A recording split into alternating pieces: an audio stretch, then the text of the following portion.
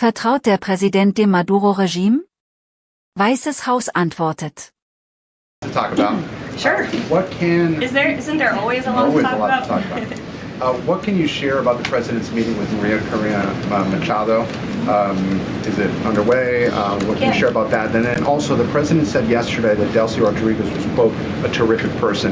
Does the president trust the remaining members of the Maduro regime? I will say, to your first question, the meeting was about to begin as I was stepping out of the Oval Office moments ago, so my understanding is that it's underway right now.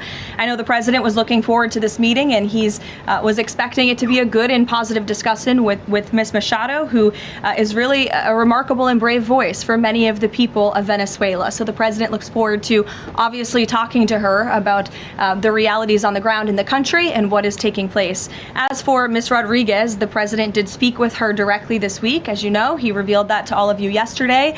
And Secretary Rubio and the administration have been in constant communication with Ms. Rodriguez and other members of the interim government in Venezuela.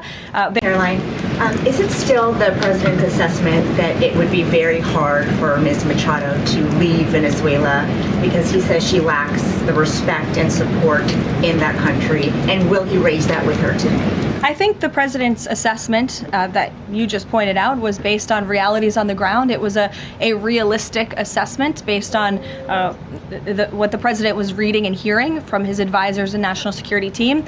And at this moment in time, his opinion on that matter has not changed.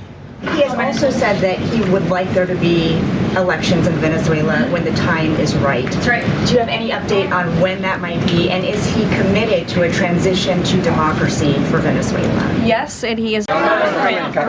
Caroline, two separate questions. Sure. On the Machado meeting first, what is it that the president feels that he needs to hear from her or from the opposition party that he hadn't heard prior to today or he wanted to hear in the meeting to be able to convince him to commit to some sort of a timeline for elections? I'm not sure the president is going into such the meeting with expectations like you just laid out, Fran. I don't think he needs to hear anything from Ms. Machado. I think generally this is a meeting that the president was willing to take and willing to accept to meet Ms. Machado in person and to just have a frank and positive discussion about what's taking place in Venezuela. That's all. And on the subject of Greenland, Jeff Landry, the president's special envoy for Greenland, wasn't in the White House meeting yesterday.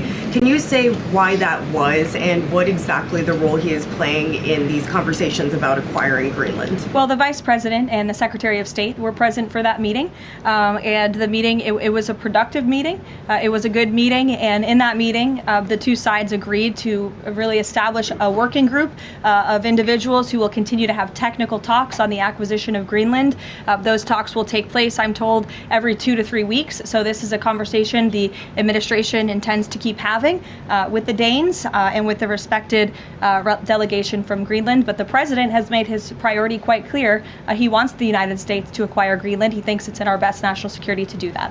Dies ist eine Website, die dir hilft, dein englisches Lesen und Hören zu verbessern. Sie zerlegt Sätze per KI in leicht verständliche Wortgruppen. Mit dem Player kannst du Tempo, Pause und Rücksprung frei steuern, um jede Zeile zu verstehen. Die Seite bietet Übersetzungen in 20 Sprachen für barrierefreies Lernen.